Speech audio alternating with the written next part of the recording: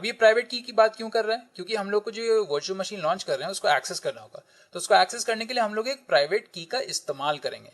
अब मेरे पास बहुत सारी कीज हैं ऑलरेडी, पर मैं क्या करूंगा, आप लोगों को दिखाऊंगा कि आप लोग एक अपनी की कैसे क्रिएट कर सकते हैं। तो मैं यहाँ पे ड्रॉप डाउन पे क्लिक करूंगा, चूज एन एग्जिस्टिंग की पेयर पे, और क्रिएट अ न्यू की पेयर पे सिलेक्ट करूंगा। अब मैं की पेयर नाम को दूंगा कुछ रेलेवेंट नाम, यस ये रेलेवेंट नाम है, और फिर मैं यहाँ पे डाउनलोड की पेयर पे क्लिक कर दूंगा। वो मेरी की पेयर को डाउनलोड कर देगा। आप देख सकते हैं एक .pem फाइल है, वो यहाँ पे डाउनलोड हो जाएगी आपके ब्राउजर में जब ये फिनिश हो जाएगा प्रोसेसिंग। तो आप यहाँ पे देख सकते हैं कि मेरी जो की है वो .pem फाइल वो डाउनलोड हो गई है। तो बढ़िया, चलिए मैं इसको क्रॉस कर देता हूँ और हम लोग यहाँ पे फिर लॉन्च इंस्टेंसेस कर देंगे। ठीक है, तो वो मेरी इंस्टेंस को लॉन्च कर रहा है, बेसिकली मेरा वर्चुअल मशीन। अब हम लोग व्यू इंस्टेंसेस पे क्लिक कर सकते हैं। अब व्यू इंस्टेंस पे क्लिक करके वो हमें बेसिकली दिखाएगा हमारी कौन कौन सी इंस्टेंसेस चल रही हैं और उनके डिटेल्स दिखाएगा, instance ID, instance type, availability zone, instance state, status checks, alarm status. ठीक है, तो अभी राइट ना उसका इंस्टेंस स्टेट पेंडिंग है, हम लोग को वेट करना जब तक वो रन नहीं हो जाता और यहाँ पे सारे स्टेटस चेक्स कंप्लीट नहीं हो जाते। तो क्या करें, तो सबसे पहले मैं आप लोगों को यहाँ पे दिखाता हूँ कि आप उसका नाम बदल सकते हैं।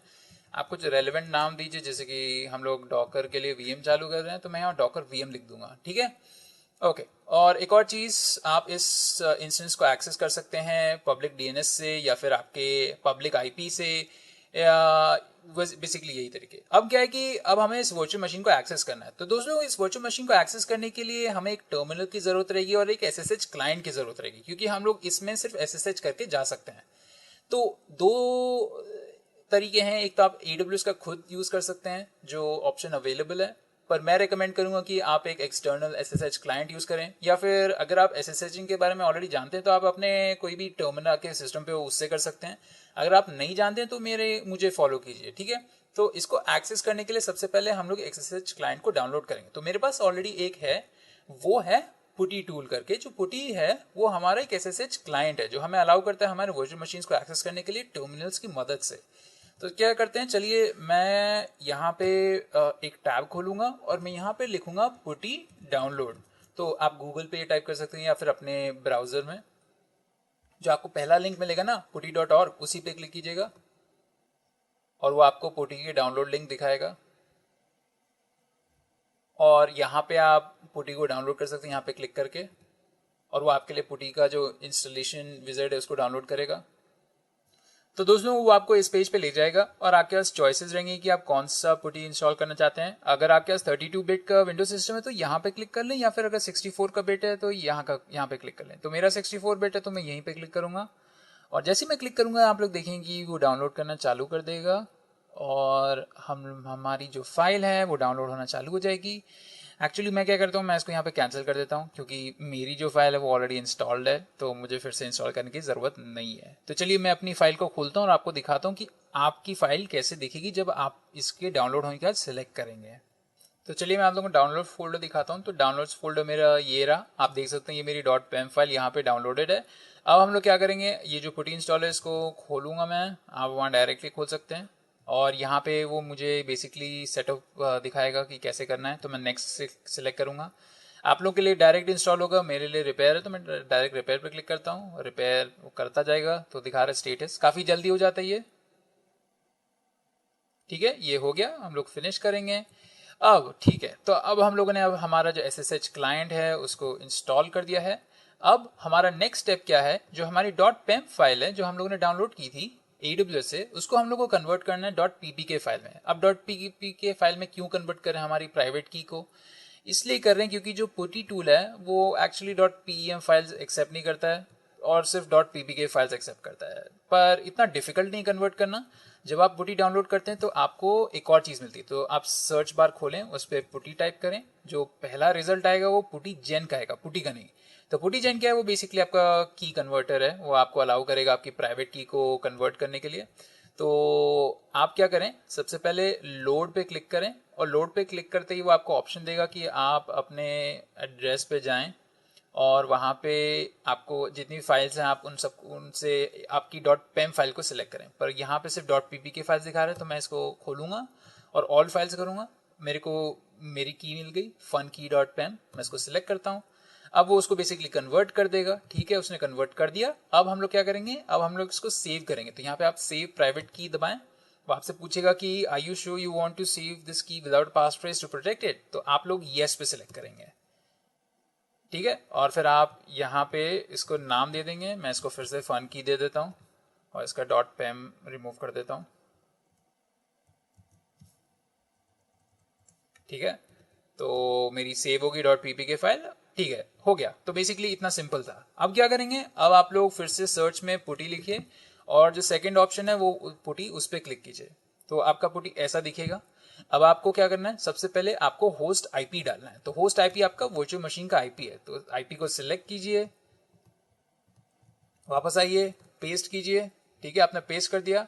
आप लोग कनेक्शन में जाएंगे, फिर जो लेफ्ट हैंड साइड में आपका ड्रॉप डाउन मेन्यू है बेसिकली ट्री, कनेक्शन में आप एसएसएच पे सिलेक्ट करेंगे, उसको एक्सपैंड करेंगे, आप ऑथराइजेशन पे सिलेक्ट करेंगे। अब ऑथराइजेशन में आपको ब्राउज करना है आपकी जो पीपीके फाइल है वहां तक, तो मैं ब्राउज पे सिलेक्ट करूंगा और फिर मैं बेसिकली फन की को सिलेक्ट कर दूंगा और मेरी फन की को बेसिकली डाल देगा। तो यही दो चीज़ें करनी है, आपको सेशन डालना है और कनेक्शन में आपको एसएसएच के ऑथराइजेशन में डालना है, ठीक है। तो हम लोग अब क्या करेंगे, अब हम लोग उसको ओपन कर देंगे और ये ओपन तभी कीजिएगा जब आपकी इंस्टेंट स्टेट रनिंग है, आपके स्टेटस चेक्स हो चुके हैं।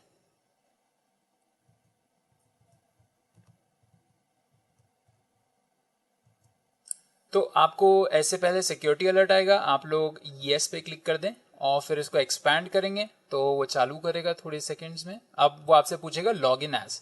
तो जब आप उबुंटू सर्वर में AWS में लॉग इन करते हैं तो आपका यूजर नेम उबुंटू ही रहेगा और फिर आप एंटर दबाएं तो वो लॉग इन करेगा, ठीक है, उसने लॉग इन कर दिया। अब हम लोग बेसिकली हमारे वर्चुअल मशीन के अंदर हैं, तो आप देख सकते हैं वो इस यूजर नेम के साथ इस आईपी एड्रेस पे लॉग्ड इन है।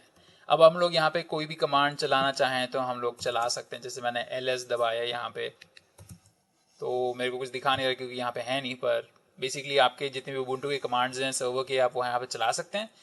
तो चलिए, अब हम लोग ने हमारा जो वर्चुअल मशीन है उसको इंस्टॉल कर दिया है। अब हम लोग जाके डॉकर को इस पे इंस्टॉल करेंगे। अब मैंने आपको इसलिए दिखाया कि वर्चुअल मशीन को कैसे चलाते हैं, क्योंकि हम लोग फ्यूचर में जब डॉकर स्वॉर्म के बारे में पढ़ेंगे तो हम लोग को बहुत सारी मशीन चलानी पड़ेंगी, जैसे कि 3 मशीन चलानी पड़ेंगी। तो इसलिए मैंने आप लोगों को सिखाया कि कैसे करते हैं, ठीक है। तो चलिए, मैं इसका जो अपीयरेंस है उसको चेंज कर देता हूँ तो आप लोगों को बेटर दिखेगा।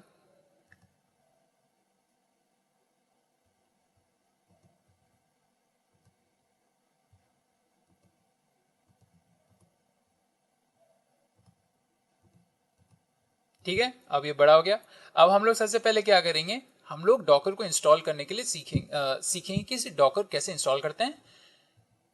फर्स्ट तरीके में जो हमारे 2 तरीके हैं, तो दोस्त लोग मैं 2 तरीके जब मैं बोलता हूं तो मैं कहता हूं कि जो पहला तरीका है वो है आपके उबुंटू से डायरेक्टली इंस्टॉल करना। तो उबुंटू का जो पैकेज मैनेजर है एप्ट करके, आप उससे डायरेक्टली इंस्टॉल कर सकते हैं आपके डॉकर को, क्योंकि उसमें ऑलरेडी अवेलेबल है।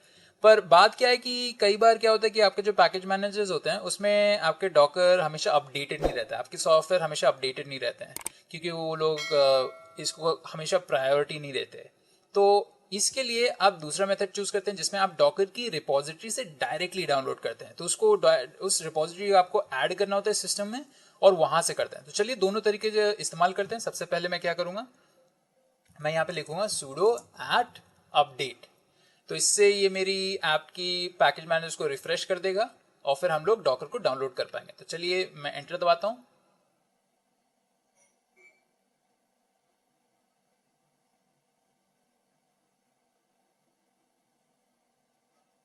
ठीक है, अपडेट कर लिया। अब हम लोग डॉकर को इंस्टॉल करेंगे।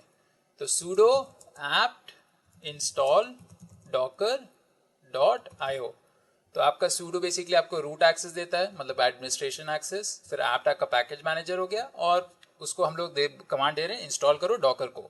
तो docker.io को इंस्टॉल करना है, एंटर दबाएंगे तो वो चालू कर देगा प्रोसेस को। तो आपसे पूछेगा do you want to continue, आप वाई लिखेंगे और एंटर दबाएंगे। फीचर में आप बस यहाँ पे -y फ्लैग दे सकते हैं, तो आपको यहाँ पे देना नहीं पड़ेगा कोई इनपुट। और वो बेसिकली आपके लिए डॉकर को डाउनलोड करेगा और फिर उसको अनपैक करके उसको इंस्टॉल करेगा बेसिकली। तो बस वही प्रोग्रेस में है, अनपैकिंग में आप देख सकते हैं। अब वो सेट कर रहा है, उसको सेटअप कर रहा है। अब बेसिकली हमारा जो डॉकर है वो सेटअप हो गया, 98% है, ऑलमोस्ट ऑलमोस्ट।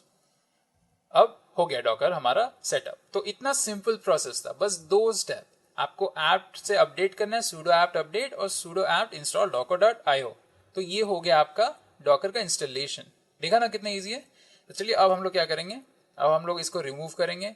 तो मैं आप लोग को रिमूव का कमांड भी बता देता हूँ। तो sudo apt remove docker.io और मैं -yes दे दूंगा यहीं पे, तो मुझे yes नहीं देना पड़ेगा इंस्टॉलेशन के ड्यूरिंग।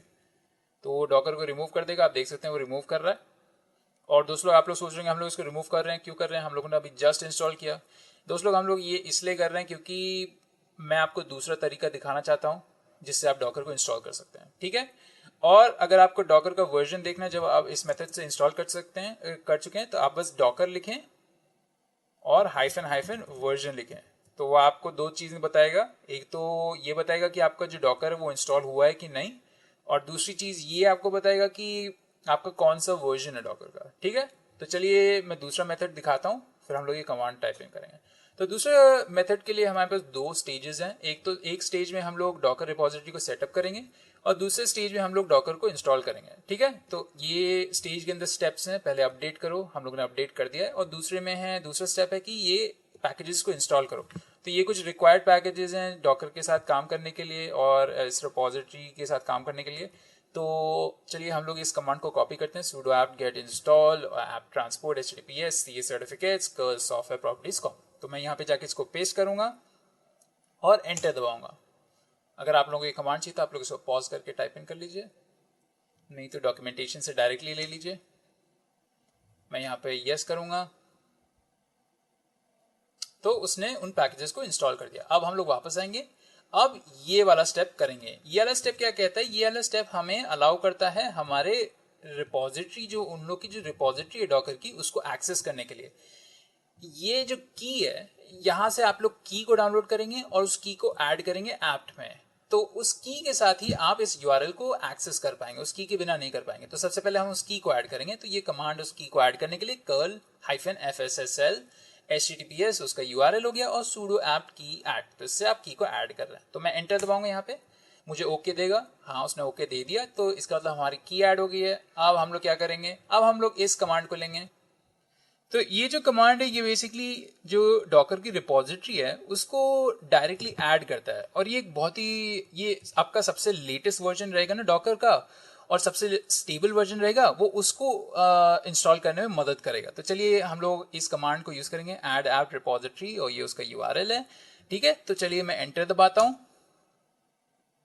और मेरे एंटर दबाने से आप देख सकते हैं कि वो डॉकर की रिपोजिटरी को ऐड कर रहा है, ठीक है, उसने ऐड कर दिया। अब हमारा नेक्स्ट स्टेप क्या है, हमारा next step basically next stage है जिसमें हम लोग डॉकर को प्रॉपर्ली इंस्टॉल करते हैं। तो आप लोग देख सकते हो कि हम लोग यहाँ पे डॉकर सी को इंस्टॉल कर रहे हैं, जो हमारा कम्युनिटी एडिशन है। एंटरप्राइज एडिशन इसका सेपरेट हो गया वर्जन। अब चलिए मैं sudo apt get अपडेट करूंगा या sudo apt अपडेट करूंगा, sudo apt अपडेट, एंटर। जैसे ही करूंगा आप लोग देख सकते हैं यहाँ पे वो नई चीज़ों को ऐड कर रहा है, जैसे डॉकर का जो एड्रेस है। अब चलिए हम लोग क्या करेंगे, हम लोग लास्ट स्टेप करेंगे, वो है डॉकर सी को इंस्टॉल। तो उसके लिए हम लोग लिखेंगे sudo apt install docker सी। यहाँ डॉकर और हाइफन के बीच में कोई स्पेस नहीं होनी चाहिए, ठीक है। अब हम लोग डॉकर को डायरेक्टली इंस्टॉल करेंगे। मैं एंटर दबाऊंगा,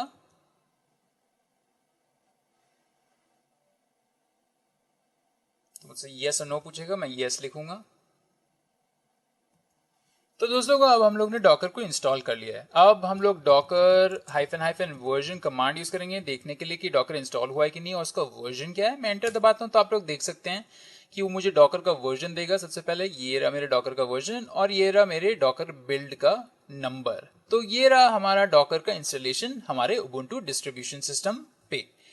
और दोस्तों अब आप लोगों को मैं बता देता हूँ हमारे विंडोज इंस्टॉलेशन का। अब आप विंडोज इंस्टॉलेशन के लिए क्या कर सकते हैं, आप basically Docker for Windows type करें तो वो आपको जो सबसे पहला लिंक देगा गूगल, उसी लिंक पे क्लिक करें।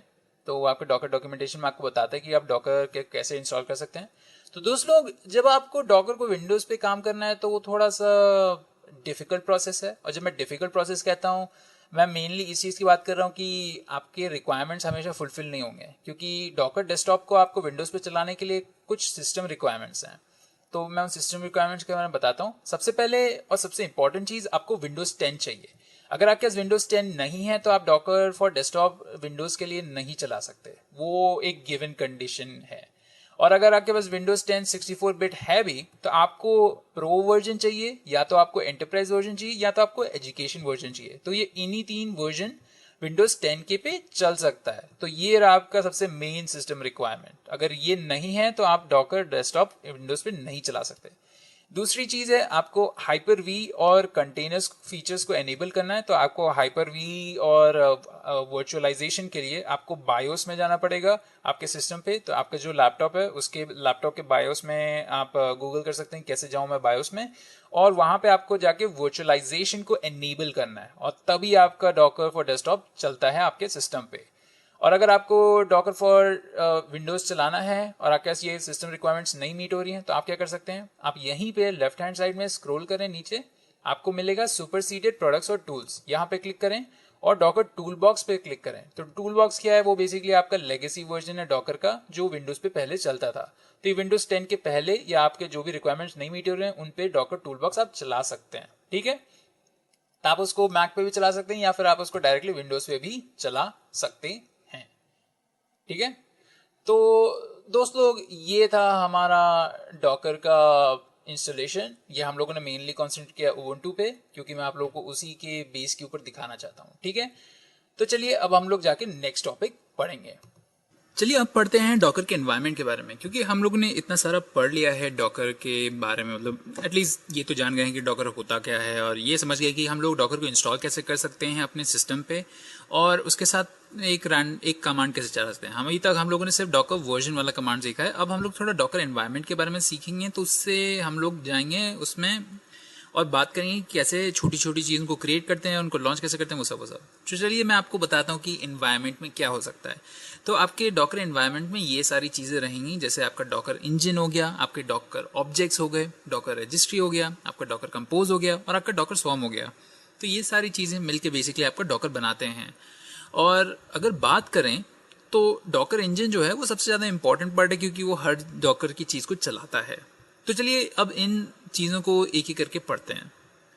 तो डॉकर इंजन, तो जैसे उसका नाम है वैसे ही उसका काम, मतलब कि वो एक इंजन है, वो चलाता है पूरे की पूरे डॉकर को। सारी जितनी भी प्रोसेसेस हैं हम लोग डॉकर के थ्रू बनाते हैं या फिर उसके थ्रू क्रिएट करते हैं, वो सब डॉकर इंजन का ही काम है।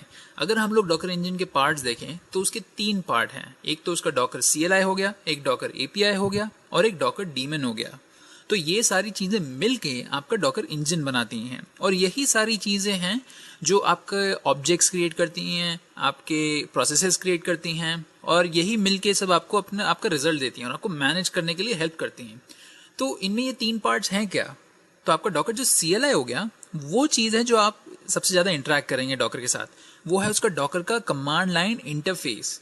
तो जैसे भी आप कोई कमांड डालते हैं डॉकर के, जैसे ये डॉकर वर्जन डाला, या फिर आपने डॉकर पुल डाला, डॉकर पुश डाला, या फिर आपने कोई डॉकर रन कमांड डाला, वो सब डॉकर CLI के पार्ट हैं, क्योंकि वो हम लोग का मेथड हैं डॉकर डीमन से कनेक्ट करने के लिए, उसको रिक्वेस्ट भेजने के लिए। तो जितनी भी आप रिक्वेस्ट डालेंगे आप वो CLI के थ्रू डालेंगे, और ये सारी रिक्वेस्ट डीमन के पास जाएंगी API के मदद से। तो API क्या करता है, वो एक एप्लीकेशन प्रोग्राम इंटरफेस है जो हम लोग को हेल्प करता है इंटरैक्ट करने की डीमन के साथ। मतलब कि वो समझ लीजिए कि वो मैसेजर है, मतलब मैसेंजर है, वो जो भी हम लोग की रिक्वेस्ट हैं उनको लेता है और वो डीमन को दे देता है। फिर डीमन है जो एक्चुअल प्रोसेसिंग करता है। चलिए एग्जांपल लेते हैं कि हम एक यूज़र है, और इस यूज़र ने एक रिक्वेस्ट दी है डीमन को कि मुझे 3 ऑब्जेक्ट्स चाहिए। तो वो CLI में आप रिक्वेस्ट डालेंगे और फिर वो रिक्वेस्ट API उठाएगा और उसको डीमन में फीड कर देगा, और डीमन को ये रिक्वेस्ट मिलेगी। फिर ये डीमन रिक्वेस्ट को देखेगा और फिर प्रोसेस करना चालू करेगा, और फिर जो प्रोसेस करेगा तो उसका एक एंड रिजल्ट आएगा। वो एंड रिजल्ट क्या है कि वो ऑब्जेक्ट को क्रिएट कर रहा है, आपके कंटेनर को उसने क्रिएट किया। आपके नेटवर्क को उसने क्रिएट किया, और आपके जो वॉल्यूम्स या स्टोरेज हैं उसको उसने क्रिएट किया। तो ये है आपका डॉकर इंजन। ये पूरा का पूरा क्रिएशन और प्रोसेस मैनेजमेंट को देखता है। चलिए अब दूसरे एनवायरनमेंट की बात करते, दूसरे एनवायरनमेंट वाली चीज़ की बात करते हैं, वो है डॉकर ऑब्जेक्ट्स। अब हम लोग जानते हैं कि हम लोग डॉकर ऑब्जेक्ट्स को क्रिएट करते हैं और मैनेज करते हैं डॉकर इंजन के साथ, पर ये डॉकर ऑब्जेक्ट्स हैं क्या दरअसल? तो अगर हम डॉकर ऑब्जेक्ट्स को देखें तो आपका वो हो गया डॉकर इमेजेस, आपके डॉकर कंटेनर्स, आपके डॉकर वॉल्यूम्स, आपके डॉकर नेटवर्क्स और Docker swarm nodes and services. चलिए इन सबको एक एक करके देखते हैं। तो आपकी इमेजेस हो गई। तो आप जब भी कंटेनर बनाते हैं ना, तो आप कैसे बनाते हैं? तो उसको बनाने के लिए हम एक प्लान यूज करते हैं, या फिर समझ लीजिए एक ब्लूप्रिंट यूज करते हैं। जैसे कि आप कभी भी घर को बना रहे हैं, तो घर को बनाने के लिए आपको एक प्लान चाहिए, एक डिजाइन चाहिए, या फिर एक ब्लूप्रिंट चाहिए वो घर को बनाने के लिए। वैसे ही आपको कंटेनर को बनाने के लिए भी एक ब्लूप्रिंट चाहिए, और वो ब्लूप्रिंट हो जाता है आपकी डॉकर इमेज। अब कई बार क्या होता है कि आपको बस इमेज शेयर करनी होती है अपने टीम मेंबर के साथ या जिसके साथ भी शेयर करना चाह रहे हैं, और उसको सिर्फ उस इमेज को चलाना होता है और वही कंटेनर उसके सिस्टम पे चल जाएगा। तो जब मैंने कहा था पहले कि हम लोग जो डॉकर कंटेनर है उसको पाइपलाइन के थ्रू भेजते हैं, हम लोग दरअसल कंटेनर को नहीं भेजते, हम लोग इमेज को भेजते हैं। तो इमेज जाती है हर सिस्टम पे और फिर वहां पे वो क्रिएट हो जाती है। तो इमेज इसलिए इतनी इंपॉर्टेंट, क्योंकि हम लोग को अगर कोई भी चीज शेयर करनी हो कंटेनर के बारे में, या फिर वो कंटेनर को शेयर करना हो, तो हम लोग इमेजेस को शेयर करते हैं इंस्टेड ऑफ वो कंटेनर्स को। तो इमेजेस में आपके बेसिकली जितने भी इंस्ट्रक्शंस हैं वो सारे स्टोर्ड रहते हैं, मतलब कि उसमें सारी कॉन्फ़िगरेशंस रखी होती हैं जो ज़रूरत होती हैं एक कंटेनर को चलाने के लिए।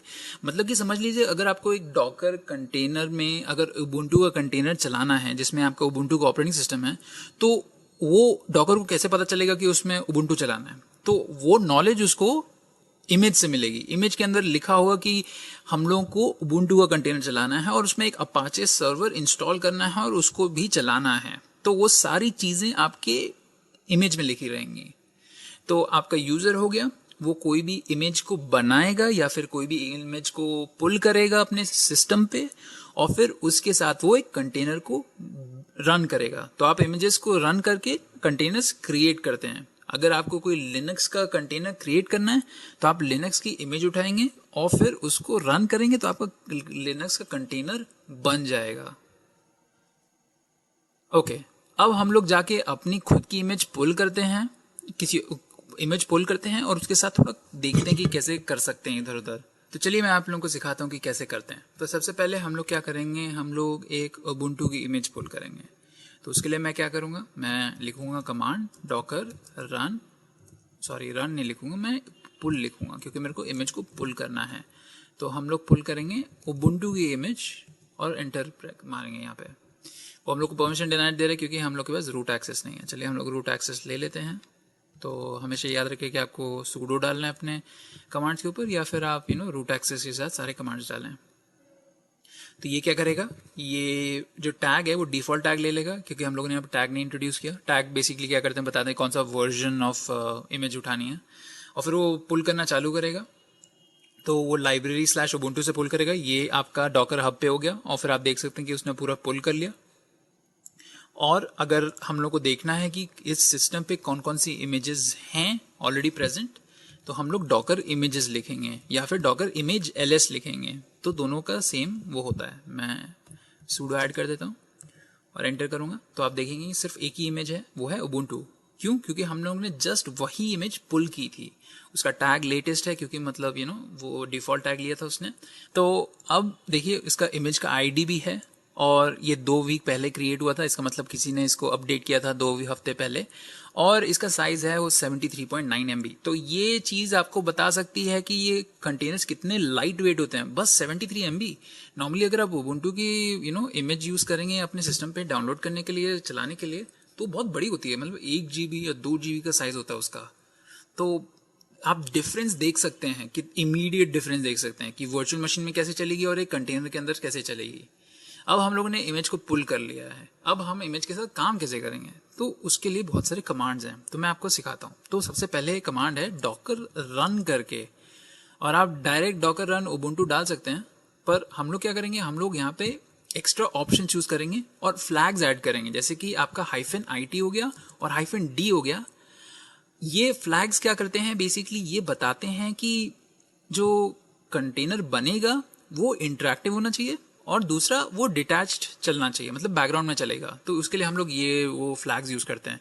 तो आपका सिंटैक्स हो गया, एक इमेज को कंटेनर में चलाने के लिए डॉकर रन, ये 2 फ्लैग्स इंट्रोड्यूस कीजिए और फिर आप अपनी इमेज का नाम लिख दीजिए। जो हम लोग के इमेज का नाम अभी है वो है उबुंटू, तो हम लोग बस उबुंटू लिखेंगे और फिर एंटर दबा देंगे और फिर से देखेंगे कि परमिशन एरर आया है। तो चलिए मैं फिर से सूडो डालता हूँ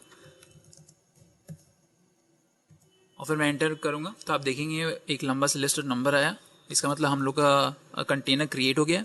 अब आप देखेंगे कैसे कि आपका कंटेनर कहाँ क्रिएट हुआ है, मतलब कि हुआ है भी कि है नहीं। तो उसके लिए भी एक कमांड है डॉकर PS करके, जो प्रोसेस स्टेटस बताता है, PS का फॉर्म।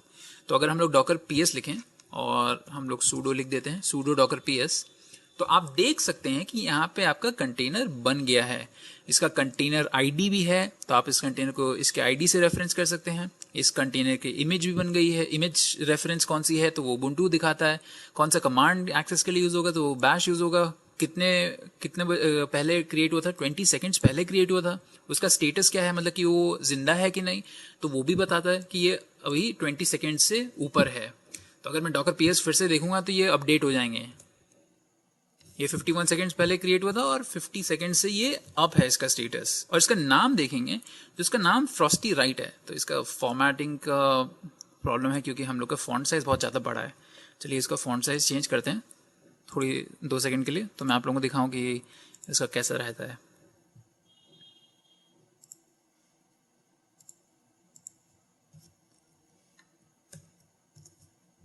तो आप देख सकते हैं कि container ID, image, command, created, status, ports और इसका नेम फ्रॉस्टी राइट है। ये कैसा नाम है इस पे?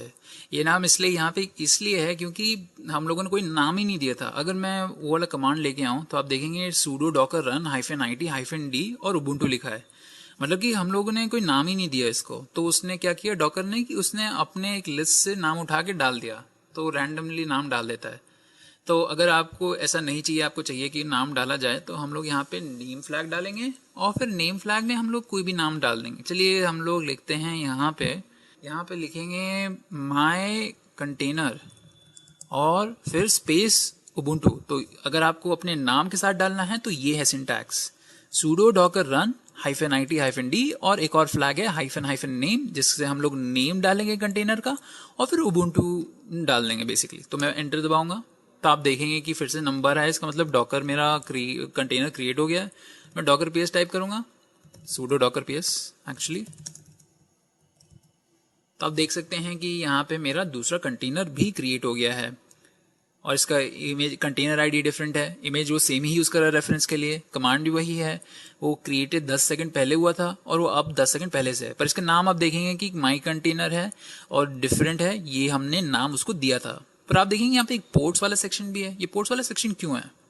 तो क्या होता है कि जब हम लोगों को अपना एक्सपोज करना होता है कंटेनर को अपने होस्ट सिस्टम से, होस्ट सिस्टम के थ्रू एक्सेस करना होता है, तब हम लोग उसको पोर्ट भी देते हैं। तो चलिए मैं आप लोगों को दिखा भी देता हूँ कि पोर्ट कैसे डालते हैं। तो मैं यहाँ पे क्या करूँगा, इसी सेम चीज़ में मैं करूँगा। मैं यहाँ पे नेम फ्लैग के बाद एक -P फ्लैग डाल दूंगा। इस फ्लैग का नाम है पब्लिश फ्लैग। तो ये बताता है कि ये कौन से पोर्ट पे पब्लिश होना चाहिए। तो 8080 मैंने डाला है, तो इसका मतलब वो होस्ट पोर्ट के 80 से रिलेट होगा। तो कंटेनर का जो एक्सपोज पोर्ट होगा वो 80 होगा और होस्ट का जो पोर्ट एक्सपोज होगा वो भी 80 होगा। तो 80 मतलब डिफॉल्ट पोर्ट होता है। तो हम लोग अगर IP डालेंगे तो हम लोग डायरेक्टली एक्सेस कर पाएंगे उबुंटू को। तो चलिए मैं एंटर दबाता हूँ यहाँ पे और फिर से मैं, हाँ, तो हम लोग ने देखिए एरर आ रहा है। यहाँ पे एरर रिस्पॉन्स क्या आ रहा है, एक कन्फ्लिक्ट आ रहा है कि कंटेनर का नाम सेम है। तो आप ये याद रखिएगा कि आप कभी भी कंटेनर का नाम सेम नहीं रख सकते क्योंकि वो फिर कॉन्फ्लिक्ट होगा। मैं एक सिंपल सा चेंज कर सकता हूँ, यहाँ पे माई कंटेनर पब्लिश डाल सकता हूँ और इससे वो चला देगा कंटेनर को। अगर मैं डॉकर PS फिर से करूँ यहाँ पे सूडो डॉकर PS, चलिए मैं रूट एक्सेस ले लेता हूँ, बेस्ट प्रैक्टिस नहीं है। पर मेरे को आदत हो गई है sudo docker ps। अब docker ps डायरेक्ट करते हैं।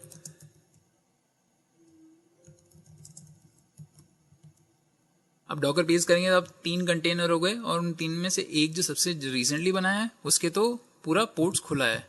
अब आपको ये 00 पे अवेलेबल, मतलब लोकल होस्ट पे अवेलेबल। लोकल होस्ट क्या होता है? आपका जो होस्ट जिस पे चला रहे हैं, जैसे ये जो मेरा वर्चुअल मशीन है ना, ये मेरी वर्चुअल मशीन, ये अब अगर मैं इस पे लोकल होस्ट पे जाऊंगा तो मेरे को मेरा कंटेनर मिलेगा। और अगर इस कंटेनर के अंदर मैंने अपाचे डाला होता तो मेरे को अपाचे मिल जाता। तो चलिए मैं आपको दिखाता हूं कि वो कैसे कर सकते हैं, आप कंटेनर के अंदर कैसे जा सकते हैं, क्योंकि हमने कंटेनर बना तो दिया, पर अगर कंटेनर के अंदर कैसे जाएंगे, तो उसके लिए एक स्पेशल कमांड है docker exec-ti। मैं कंटेनर का नाम डाल देता हूं और फिर बैश। चलिए इसका साइज थोड़ा बढ़ाते हैं।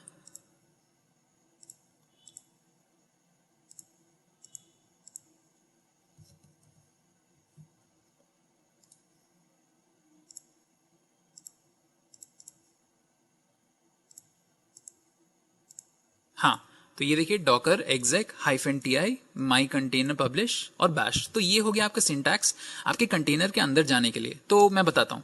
तो exec कमांड हो गया आपका बेसिकली अंदर जाने के लिए, और फिर आपका ti हो गया बेसिकली कंटेनर को इंटरैक्टिव मोड में खोलता है, और फिर आप कंटेनर का नाम डालते हैं या फिर आप उसका आईडी डालते हैं, वो दोनों से काम चल जाएगा उसका। फिर आप बैश यूज करते हैं। तो बैश क्या है? वो बताता है डॉकर को कि मैं चाहता हूं कि आप कंटेनर खोलें बैश टर्मिनल यूज करके। तो अगर मैं एंटर दबाऊंगा यहाँ पे तो आप देखेंगे कि मेरा आईपी बिल्कुल चेंज हो गया। आईपी यहाँ से चेंज होके ये आ गया। अब ये क्या है? ये है हम लोग का कंटेनर का आईडी। तो हम लोगों ने कंटेनर के अंदर आ गए हैं, इसका मतलब ये होता है। और हम लोग कंटेनर में हमेशा रूट एक्सेस में ही रहेंगे। तो मैं अगर यहाँ पे ls दबाऊं तो आप देखेंगे कि खूब सारी चीजें जैसे bin dev home lib32 media opt, ये सब आपके उबुंटू की चीजें हैं। उबुंटू के होम में आपको ये सब मिलता है। तो बेसिकली आप उबुंटू के अंदर ही आ गए हैं, वो भी बैश टर्मिनल यूज करके। और यहाँ पे आप कोई भी उबुंटू की कमांड भी चला सकते हैं। जैसे मैंने ऐप अपडेट करना चाहा इस कंटेनर को, तो मैं इस कंटेनर को अपडेट कर सकता हूँ। जैसे अगर यहाँ पे मैं ऑलरेडी रूट एक्सेस में हूँ, इसका मतलब कि मुझे sudo डालने की जरूरत नहीं, और इसने मेरे कंटेनर का जो रिपोजिटरी लिस्ट है उसको उसने पूरा रिफ्रेश कर दिया है। अब हम लोग यहाँ पे अपाचे भी डाउनलोड कर सकते हैं। अपाचे 2 डाउनलोड करता हूँ। चलिए एप्ट, या फिर चलिए nginx डाउनलोड करते हैं। एप्ट इंस्टॉल nginx और -y डाल देता हूँ। तो -y से क्या होता है कि वो अगर कोई येस का प्रॉम्प्ट है तो उसको y दे देता है, हम लोगों से इनपुट नहीं लेता, वो डायरेक्ट ले लेता है y। अब हम लोग देख रहे हैं कि nginx यहाँ पे इंस्टॉल हो रहा है इस सिस्टम पे। ये कुछ डिटेल्स मांग रहा है, चलिए उसको एंटर कर देते हैं। यहाँ पे कोई रैंडम डिटेल्स एंटर किए जा रहा हूँ। ओके, अब हम लोगों ने nginx यहाँ पे डाउनलोड कर लिया है। पर अगर हम लोग देखना चाहें कि वो अप है कि नहीं, सर्विस nginx स्टेटस, तो ये कमांड क्या करेगा? ये हमको दिखाएगा कि हमारा nginx चल रहा है कि नहीं। तो अभी बोल रहा है कि nginx नहीं चल रहा है, तो क्या करें? हम लोग बेसिकली सेम कमांड लेंगे और स्टेटस की जगह बस स्टार्ट लिख देंगे। तो अब हम लोग का nginx चालू हो गया, अब वो स्टार्ट हो गया। फिर से स्टेटस डाल के देखें क्या होता है। अब nginx चल रहा है। तो इसको मैं एग्जिट करता हूँ और आपको दिखाता हूँ कि मेरा अभी भी चल रहा है कंटेनर, और ये इस पोर्ट पे एक्सपोज्ड है, मतलब लोकल होस्ट 000 मतलब लोकल होस्ट, और 80 मतलब डिफ़ॉल्ट है। तो मैं जाता हूँ फिर और अपना आईपी एड्रेस लेता हूँ और फिर आईपी एड्रेस को ब्राउज़र में डालूंगा और फिर एंटर दबाऊंगा, और आप देखेंगे कि मेरा nginx आ गया। तो ऐसे हम लोग करते हैं बेसिकली। तो हम लोग का nginx एक्सपोज हो गया, होस्ट nginx चालू हो गया। nginx डिफ़ॉल्ट पोर्ट पे चलता है, तो अगर वो कंटेनर के डिफ़ॉल्ट पोर्ट पे चल रहा है और कंटेनर का अगर डिफ़ॉल्ट पोर्ट मैप्ड है होस्ट सिस्टम के डिफ़ॉल्ट पोर्ट से, तो आपका nginx मिल जाएगा। अब हम लोग nginx काम कर गया तो ये बहुत बढ़िया है। अब हम लोग कंटेनर से बाहर भी आ गए हैं। अब क्या करें? अगर हम लोग ऐसा चाहें कि कंटेनर चलता ही रहे, मतलब कि कभी कभी अच्छा चलिए आप लोगों को सिखाता हूँ कि कंटेनर के साथ कैसे हम लोग प्रोसेस का इस्तेमाल करते हैं। जैसे कि मैंने डॉकर पीएस कर दिया, अब मैं बाकी सारे कंटेनर्स को बंद करना चाहूँ, उनको स्टॉप कर दूं, उनको रिमूव नहीं करूंगा, उनको बंद कर दूंगा। तो उसके लिए क्या करना है, उसके लिए मुझे डॉकर स्टॉप कमांड यूज करना है, डॉकर स्टॉप, और फिर मैं आईडी ले लूंगा और फिर एंटर दबाऊंगा। और फिर मैं अगर डॉकर पीएस फिर से देखूं तो देखते हैं कि यहाँ पे डॉकर का वो जो कंटेनर हम लोगों ने बनाया था वो फ्रॉस्टी राइट वाला सबसे पहले, वो है ही नहीं, क्योंकि हम लोगों ने उसको स्टॉप कर दिया पर हमने उसको रिमूव नहीं किया है। तो अगर मैं डॉकर पीएस करूं फिर से, पर इस बार मैं एक और फ्लैग डालूं -a करके। -a क्या कहता है कि ऑल चीजों को आप डिस्प्ले कीजिए, मतलब कि सारे प्रोसेस को डिस्प्ले कीजिए, कि वो चल भी रहे हो या ना चल रहे हो सबको डिस्प्ले कीजिए। तो मैं एंटर दबाऊंगा, फिर आप देखेंगे कि हमारा फ्रॉस्टी राइट फिर से आ गया। पर यहाँ पे क्या लिखा है स्टेटस में लिखा है कि वो एग्जिट कर गया 29 सेकंड्स अगो।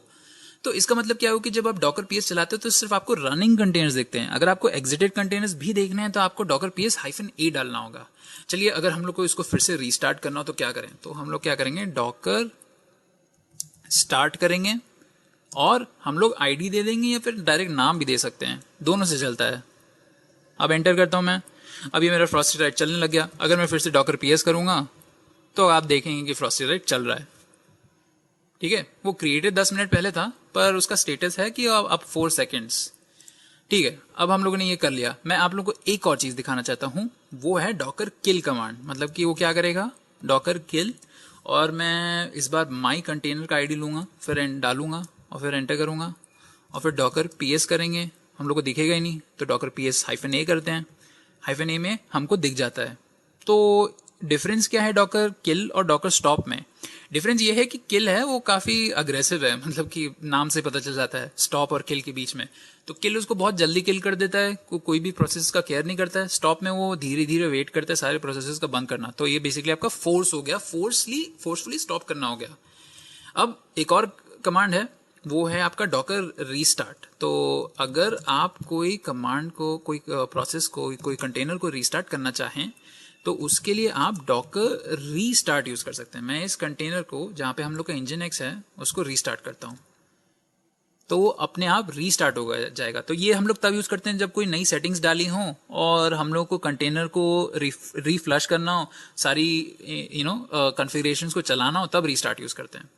और एक और कमांड है डॉकर आरएम करके। तो डॉकर आरएम क्या करता है, वो आपके कंटेनर्स को रिमूव कर देता है। जैसे कि अगर मैं ये कंटेनर को रिमूव करना चाहूँ, उसका आईडी लूंगा और डॉकर आरएम और आईडी डालूंगा तो वो मेरे को एरर रिस्पॉन्स देगा कि you can not remove a running container. तो हम लोग क्या कर सकते हैं कि हम लोग इसको आइदर स्टॉप कर सकते हैं और फिर कर सकते हैं, ये एक्चुअली सेफ्टी मेजर है, या फिर हम लोग इसको फोर्सफुली हटा सकते हैं। तो अगर आपको फोर्सफुली हटाना हो तो आप डॉकर आरएम -f डालिए और वो फोर्सफुली उसको रिमूव कर देगा। तो अगर मैं डॉकर पीएस -a करूं तो मेरे को कुछ दिखेगा ही नहीं, वो जो हम लोगों ने एग्जिट किया, जो हम लोगों ने डिलीट किया, रिमूव किया, क्योंकि हम लोग उसको परमानेंटली रिमूव कर दिया। तो ये हो गए आपके हैंडल करने के कमांड्स। चलिए एक और कमांड आपको बताता हूं जिसमें आप जो आपने जो सेटिंग्स डाली हैं अपने कंटेनर में उसको कैसे सेव करें। मतलब कि अगर ये कंटेनर बंद हो गया ना, मतलब कि इसको रिमूव कर दिया, तो हम लोग जितनी भी सेटिंग्स की थी वो सब खो जाएंगे, क्योंकि वो अपने राइटेबल लेयर में लिखता है जितनी भी हम लोगों ने कॉन्फ़िगरेशंस डाले नए, तो वो इतना एफिशिएंट नहीं है। तो हम लोग उसके लिए स्टोरेज ड्राइवर्स यूज़ करते हैं, उसके बारे में बाद में बात करूंगा। मैं अभी बताना चाह रहा हूँ कि ये सेटिंग्स को कैसे सेव करें जो हम लोग कंटेनर में कर लिए हैं।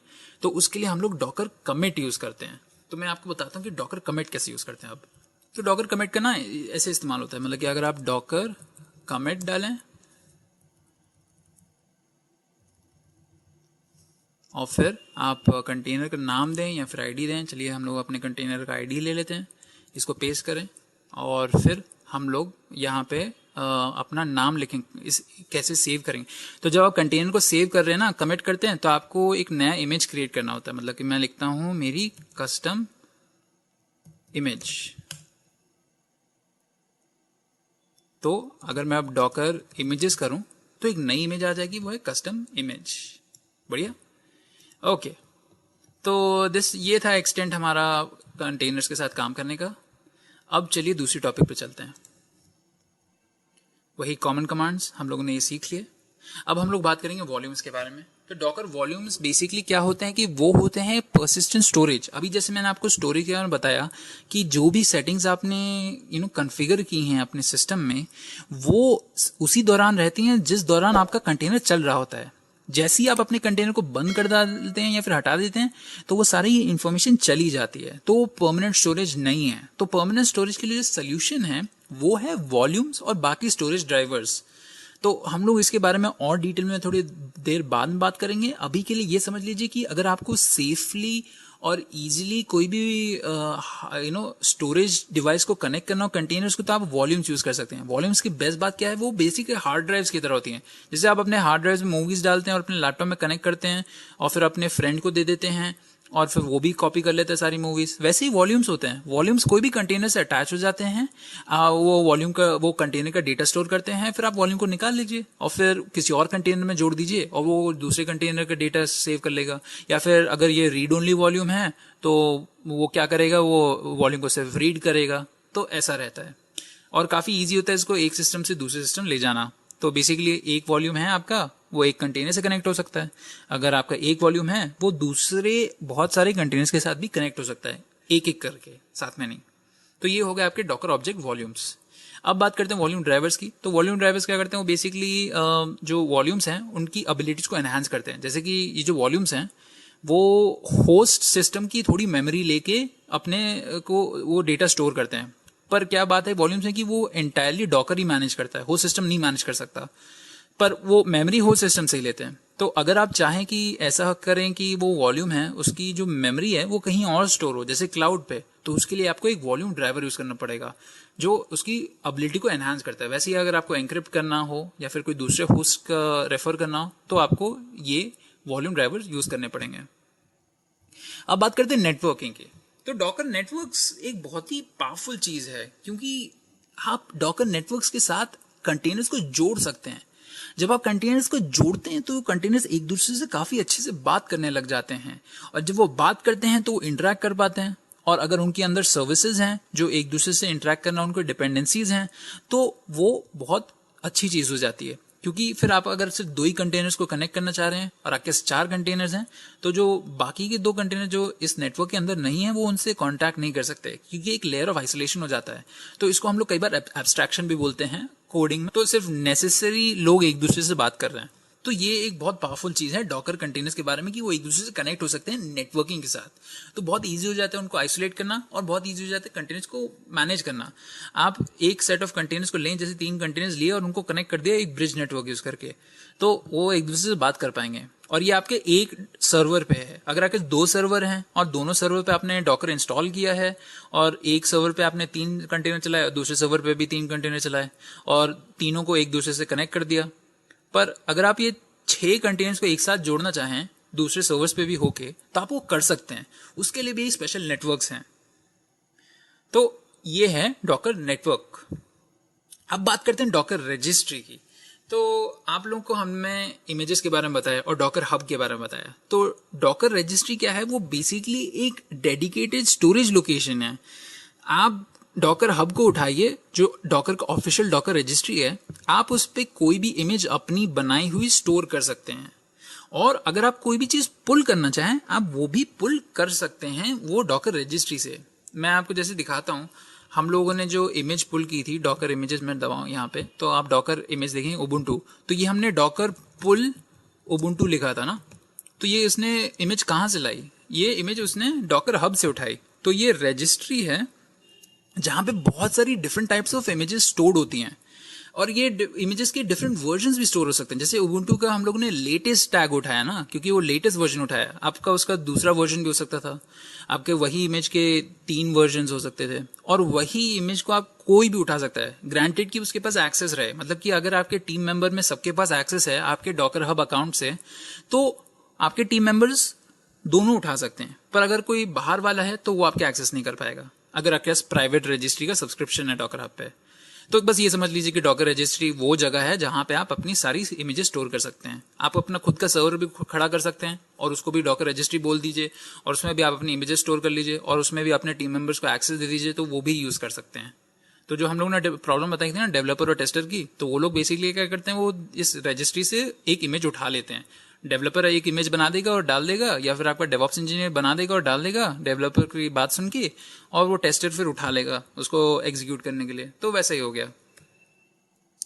तो आपके पास बहुत सारे ऑप्शन हैं डॉकर रजिस्ट्री के लिए। आप डॉकर हब यूज़ कर सकते हैं जो डॉकर ने ऑफिशियली खुद बनाया है, पर अगर आप वो नहीं यूज़ करना चाहते हैं तो आपके पास ऑल्टरनेटिव्स भी हैं। जैसे आपका हो गया ECR, इलास्टिक कंटेनर रजिस्ट्री, हम लोग इसके बारे में और बात करेंगे बाद में। ये हो गया AWS की सर्विस, अमेजोन की वेब सर्विसेज में आपको ECR यूज़ कर सकते हैं, या आप JFrog आर्टिफैक्ट यूज़ कर सकते हैं। ये एक टूल है जो आर्टिफैक्ट्स स्टोर करता है और इमेजेस को भी स्टोर करता है। या फिर आप अज्योर कंटेनर रिपोजिटरी यूज़ कर सकते हैं, या फिर आपके पास जो भी जरिया है यूज़ करने का, स्टोर करने का, आप वो कर सकते हैं। उसका कोई मतलब नहीं है। बात क्या है कि डॉकर हब काफ़ी इजी है यूज़ करना, और बहुत सारे लोग यूज़ भी करते हैं क्योंकि उसमें जो पुल एंड पुश कमांड्स हैं वो उसमें अपने आप बैठे हुए हैं। तो ये हम लोग का जो CLI हो गया, कमांड लाइन इंटरफेस, इसमें आप डायरेक्ट पुल यूज़ कर सकते हैं और पुश यूज़ कर सकते हैं। इसमें कोई क्रेडेंशियल्स की ज़रूरत नहीं है। अगर आप दूसरे यूज़ कर रहे हैं ना, तो उसमें आपको क्रेडेंशियल्स लगाने पड़ते हैं, उसका सीक्रेट्स मैनेज करने पड़ते हैं, थोड़ा सा एक्स्ट्रा हैसल हो जाता है। तो इसलिए खूब सारे लोग डॉकर हब यूज़ करते हैं, और डॉकर हब फ्री है। तो चलिए अब हम लोग देखते हैं कि अपना खुद का अकाउंट कैसे बना सकते हैं डॉकर हब पे, और फिर ट्राई करते हैं एक इमेज को पुल करने की और पुश करने की। तो मैं जाऊंगा यहाँ ब्राउज़र पे, और मैं यहाँ पे लिखूंगा hub.docker.com। तो अकाउंट बनाना डॉकर पे बहुत इजी है। बस वही नॉर्मल फॉर्मेलिटीज़ कीजिए, अपना यूज़र नेम डालिए, अपना ईमेल आईडी डालिए, आपको वेरिफिकेशन मेल आएगा, बस उसको वेरीफाई कर लीजिए अपने अकाउंट को। और जब आप ये सब कर लेंगे तो आपको अपना अकाउंट होम पेज पे ऐसा कुछ दिखेगा। तो आप देख सकते हैं यहाँ पे मेरे खूब सारी इमेजेस ऑलरेडी हैं। हम लोग देखेंगे कैसे करते हैं इमेज अपने खुद से। और ये मेरा अकाउंट है, और ये पब्लिक है, मतलब कहीं से भी आप पुल कर सकते हैं। ये मेरी सारी इमेजेस हैं। तो चलिए हम लोग खुद की एक कस्टम इमेज को पुल और पुश करते हैं। तो अगर मैं वापस आऊँ तो आप देख सकते हैं कि हम लोगों ने यहाँ पे कस्टम इमेज पहले बनाई थी। इस पर बेसिकली Nginx चलता है। तो मैं क्या करता हूँ, अभी मैं डॉकर PS करूँगा और इस कंटेनर को बंद कर दूंगा।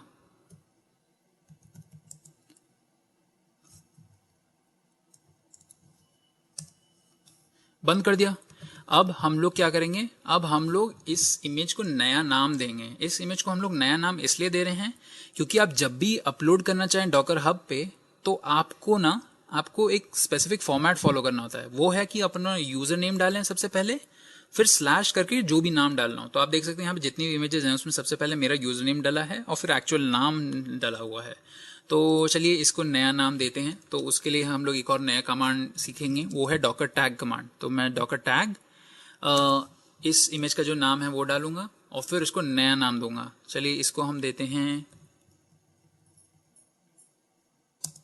Nginx Ubuntu image. पर हम लोग को यहाँ पे सबसे पहले वो भी ऐड करना है, अपना यूज़र नेम। तो यहाँ पे मैं लिखूंगा अपना यूज़र नेम और फिर स्लैश डालूंगा। तो ये है गाइस फॉर्मेट, अपना यूज़र नेम स्लैश डालिए और फिर अपने इमेज का नाम डालिए, फिर एंटर दबाइए। ओके, कोई एरर नहीं आया। तो इसका मतलब मैं अगर डॉकर इमेजेस डालूं तो मेरी एक थर्ड इमेज क्रिएटेड होगी, वो है ये वाली इमेज। अब क्या करना है, अब मुझे बस इसको पुश करना है। तो चलिए मैं इसको पुश करता हूं। तो मैं डॉकर लॉग इन करूंगा पहले, सबसे पहले अपना नाम डाल देता हूं, यूजर नेम, अपना पासवर्ड। चलिए पासवर्ड के बिना ट्राई करते हैं, डॉकर पुश।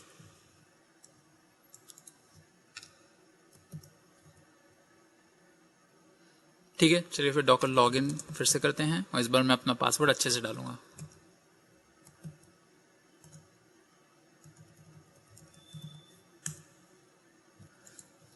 पासवर्ड डाला मैंने, हम लोगों ने लॉगिन कर लिया। तो जब आप करेक्ट पासवर्ड डालेंगे लॉगिन सक्सीड हो जाएगा। अब जाते हैं हम लोग डॉकर पुश करते हैं और अपने इमेज को डालते हैं। सबसे पहले मैं इमेज का नाम ले आऊं,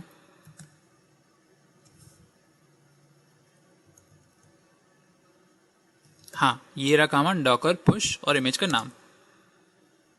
तो आप देखने लग जाएंगे कि ये पुश इधर पुश कर रहा है docker.io/dolphin45/ इमेज का नाम Nginx Ubuntu इमेज, और फिर वो पुश करते जा रहा है, पुश करते जा रहा है। अब हम लोग का पुश हो गया है। अगर हम लोग चाहते थे यहाँ पे अपना खुद का वर्जन भी डाल सकते थे, बेसिकली टैग डाल सकते थे कौन सा वर्जन है, पर नहीं डाला, कोई बात नहीं। अब हम लोग यहाँ पे क्या करेंगे, हम लोग रिफ्रेश करेंगे और फिर देखेंगे कि हम लोग के जो डॉल्फिन डॉकर हब पे जो भी हम लोग का रिपोजिटरी है वहाँ पे आया इमेज की नहीं। अब आप लोग देखेंगे कि हम लोगों ने सक्सेसफुली एक इमेज अपलोड कर दी है, तो हम लोग का काम सक्सेसफुल। अब मैं आपको दिखाता हूँ कि मैं इसको कैसे इजीली पुल कर सकता हूँ। अगर मैं इस पर क्लिक करूँ,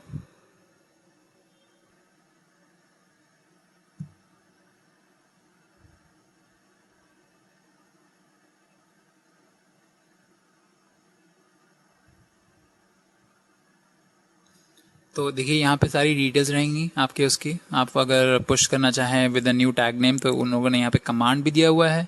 हम क्या करेंगे, हम इसका एक्चुअली ये नाम उठा लेंगे, कॉपी करेंगे और फिर यहाँ पे आके हम लोग पुल करेंगे। तो उससे पहले मैं क्या करता हूँ, आपको एक और कमांड दिखा देता हूँ, तो आप लोगों को लगे नहीं कि मैं चीटिंग कर रहा हूँ। तो यहाँ डॉकर इमेजेस किया, फिर डॉकर RMI किया। तो RMI क्या करता है, वो बेसिकली इमेजेस को रिमूव करता है। तो मैं यहाँ पे सारे इमेजेस के IDs डाल देता हूँ, एंटर करूँगा। चलिए हम लोग क्या करेंगे, हम लोग डॉकर RMI डालेंगे और इस बार ID की जगह डायरेक्ट नाम लेंगे। ये इमेज बहुत ज़्यादा रेफरेंस हो रही है ना, ये रेफरेंस हो रही है इसलिए इशू आ रहा है। अब हम लोगों ने अनटैग कर दिया। अगर मैं डॉकर इमेजेस करूं तो वो टैग चला गया नया वाला। अब इसको जाके हम लोग रिमूव कर सकते हैं, डॉकर RMI, और ये कस्टम इमेज भी हटा देते हैं और जो उबुंटू है उसको भी हटा देते हैं।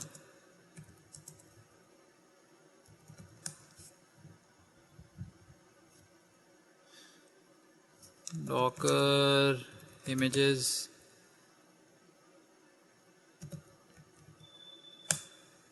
चाहिए। तो अब क्या करेंगे, अब हम लोग जाके डॉकर पुल करेंगे। तो डॉकर पुल, और फिर मैंने यहाँ पे जो इमेज का नाम कॉपी किया था मैं वो यहाँ पे पुल करूँ। हाँ, एक मिनट रुकिए, मैं इसको कॉपी करता हूँ, फिर यहाँ पे आके मैं डॉकर पुल में पेस्ट कर दूँगा और फिर मैं एंटर मारूँगा और फिर आप देखेंगे कि वो पुल कर रही है मेरी इमेज सक्सेसफुली, वो पुल कर रहा है मेरा इमेज सक्सेसफुली। और फिर हम लोग जाके इसको रन कर सकते हैं, डॉकर रन -IT-D, और ये इमेज का नाम लिया और फिर एंटर दबा दिया। अगर LS करेंगे तो अभी LS करेंगे, डॉकर PS करेंगे तो देखेंगे कि ये इमेज चल रही है। और हम लोग क्या करेंगे, अभी इसको एक्सपोज कर देंगे। सबसे पहले इसको रिमूव करते हैं, डॉकर RMF, इसको एक्चुअली 8080 पोर्ट पे करेंगे पब्लिश।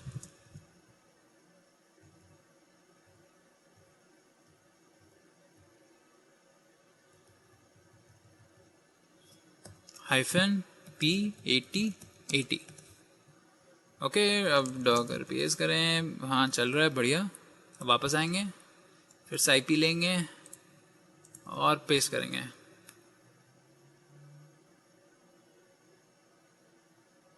ओके, ये चल नहीं रहा क्योंकि हम लोगों ने Nginx को स्टार्ट नहीं किया। ओके, नो प्रॉब्लम, हम लोग को बस दिखाना था कि हम लोगों ने इमेज चला लिया। तो अगर आपको Nginx फिर से चलाना हो तो इसको आपको अंदर जाके Nginx को एनेबल करना पड़ेगा। तो इसीलिए हम लोग डॉकर फाइल्स यूज़ करते हैं और कमिट नहीं करते हैं, क्योंकि कमिट में करेंगे तो छोटी छोटी चीज़ें जैसे कि Nginx को नहीं चालू किया, उससे नहीं चला, तो वो सब हो जाता है। तो हम लोग सीखेंगे डॉकर फाइल से कैसे फाइल क्रिएट करते हैं, फिर बेटर समझ में आएगा। अब दूसरी टॉपिक के बारे में बात करेंगे, जैसे डॉकर कंपोज हो गया। जो डॉकर कंपोज है आपका, वो क्या करता है, वो बेसिकली आपको मल्टीपल कंटेनर चलाने की हेल्प करता है। जैसे कि हम लोगों ने लर्न किया कि हम लोग एक कंटेनर एक बार में चला रहे थे, पर जब हम लोग को मल्टीपल कंटेनर चलाने होंगे एक बार में, खूब सारे कंटेनर एक बार में चलाने हो, तो तब हम लोग डॉकर कंपोज का यूज़ कर सकते हैं। डॉकर कंपोज वो सर्विस है जो हम लोग को अलाउ करती है मल्टीपल कंटेनर चलाने की। कैसे करते हैं ये, हम लोग एक .yaml फाइल क्रिएट करते हैं और उस YAML फाइल के अंदर हम लोग अपने कंटेनर्स के नाम देते हैं और कंटेनर्स कौन से पोर्ट पे एक्सपोज होंगे, कौन सा वॉल्यूम यूज़ करेंगे, कौन से नेटवर्क के अंदर होंगे, वो सब बताएंगे। और फिर हम लोग ये फाइल को बेसिकली कंपोज कर देंगे, बिल्ड कर देंगे और फिर हम लोग का कंटेनर्स चल जाएंगे। तो ये आपका हो गया डॉकर कंपोज। फिर आता है आपका डॉकर स्वॉर्म। तो डॉकर स्वॉर्म क्या करता है कि वो बेसिकली वो पूरा का पूरा आपका स्वॉर्म चलाता है डॉकर का। स्वॉर्म हो गया आपका क्लस्टर। तो अगर आपको मल्टीपल कंटेनर्स चलाने हों मल्टीपल नोड्स पे, मतलब आपके पास 2 सर्वर्स हैं, दोनों सर्वर्स पे डॉकर है और उन दोनों सर्वर्स पे आप कंटेनर्स चलाना चाहते हो, तो आप डॉकर स्वॉर्म का इस्तेमाल यूज़ कर सकते हैं। डॉकर स्वॉर्म में आप दोनों सर्वर्स को इंक्लूड कर दीजिए, एक मैनेजर हो जाएगा, एक वर्कर हो जाएगा, और फिर आप उसके अंदर कंटेनर्स चला सकते हैं दोनों नोड सर्वर्स के अंदर। जैसे कि अगर मैं एक सर्वर के अंदर मैं 4 कंटेनर चलाऊंगा, उसमें मेरा एक मैनेजर रहेगा, सॉरी, तो अगर मैं 4 सर्वर्स चलाऊंगा तो उन 4 सर्वर्स में मेरा एक मैनेजर सर्वर रहेगा और बाकी वर्कर सर्वर्स रहेंगे। तो सर्वर्स को हम लोग यहाँ पे बेसिकली नोड कहेंगे और सब पे डॉकर सेपरेटली इंस्टॉल रहेगा। तो अगर आपको इन सबको मैनेज करना हो तो कैसे करेंगे, तो उसके लिए हम लोग ऑर्केस्ट्रेशन टूल्स यूज करते हैं, क्यूबरनेटीज की तरह, ECS की तरह, और डॉकर स्वॉर्म भी एक ऑर्केस्ट्रेशन टूल है जो हम लोग को मैनेज करने में बहुत मदद करता है। तो जब हम लोग माइक्रो सिस्टम्स की बात करते हैं, तो हम लोग डिप्लॉइंग की बात करते हैं, तो हम लोग जनरली ऑर्केस्ट्रेशन टूल्स की बात करते हैं, और ऐसे मल्टीपल सर्वर्स पे हम लोग अपना मल्टीपल सॉफ्टवेयर मतलब सॉफ्टवेयर के फीचर्स चलाएंगे और उनको सबको कनेक्ट करेंगे और डिप्लॉय कर देंगे। तो ये हो गया आपका डॉकर स्वॉर्म, मल्टीपल कंटेनर्स को मैनेज करने के लिए बेसिकली। चलिए आप देखते हैं डॉकर आर्किटेक्चर। ये तो आप लोग बहुत अच्छे से जान गए होंगे क्योंकि हम लोगों ने इसमें बहुत प्रैक्टिस की, अभी इधर उधर कर रहे थे, पुल किया, पुश किया इमेजेस। तो डॉकर आर्किटेक्चर में आप देख सकते हैं कि डॉकर CLI हो गया, आपका डॉकर होस्ट हो गया और डॉकर रजिस्ट्री हो गया। तो बेसिकली क्या है कि ये बेसिक लाइफ साइकिल बता रहा है कि आप डॉकर में कैसे करते हैं। जैसे कि अगर डॉकर बिल्ड कमांड है, ये आपके इमेजेस को बिल्ड करने के लिए यूज होता है। तो जब भी आप डॉकर बिल्ड कमांड देंगे डॉकर CLI को, तो वो API लेगा और डीमन को दे देगा, और डीमन पढ़ेगा और फिर वो देखिए कौन सी इमेज बिल्ड करनी है, उसको लगा कि उबुंटू की इमेज बिल्ड करनी है तो उबुंटू की इमेज बिल्ड कर देगा। फिर डॉकर पुल कमांड है, वो डीमन को बताएगा कि उसको एक इमेज चाहिए कहीं से कोई डॉकर रजिस्ट्री स्पेसिफिक होगी तो उसके बारे में बताएगा। तो डीमन उस रिक्वेस्ट को पढ़ेगा और फिर वो डॉकर रजिस्ट्री पे ढूंढेगा कि कौन सी इमेज उसको चाहिए। उसको जब पता चल जाएगा कौन सी इमेज चाहिए तो वो उस इमेज को डॉकर रजिस्ट्री से रेप्लिकेट कर लेगा अपने खुद के सिस्टम पे, होस्ट सिस्टम पे। तो ये आपका हो गया डॉकर पुल कमांड। फिर डॉकर रन कमांड क्या करता है, वो बेसिकली आपके इमेजेस को रन करता है। तो डॉकर रन जब आप डालेंगे अपने CLI में, जैसे हम लोगों ने डाला था, तो वो डीमन को जाएगा और डीमन रिक्वेस्ट को पढ़ेगा और फिर देखिएगा कौन सी इमेज को चलाना है। तो देखिएगा कि हम लोग को उबुंटू की इमेज को चलाना है, तो उबुंटू की इमेज लेगा और उसके सारे डिटेल्स लेके एक कंटेनर क्रिएट कर देगा, जैसे हम लोगों ने किया। तो गाइज ये हो गया आपका Docker architecture, basic life flow of images कैसे होते हैं, आपके कमांड जब डालते हैं तो कैसे इफेक्ट पड़ता है। हाँ गाइज, अब हम लोग जाके अपनी खुद की फाइल बनाना सीखेंगे, अपना खुद का डॉकर इमेज बनाना सीखेंगे। तो डॉकर इमेज बनाने के लिए हमको चाहिए रहती है डॉकर फाइल की ज़रूरत। तो डॉकर फाइल क्या होते हैं, वो बेसिकली स्क्रिप्ट्स होते हैं जिसमें आप लिख सकते हैं और फिर उसको बिल्ड कर सकते हैं एक इमेज में।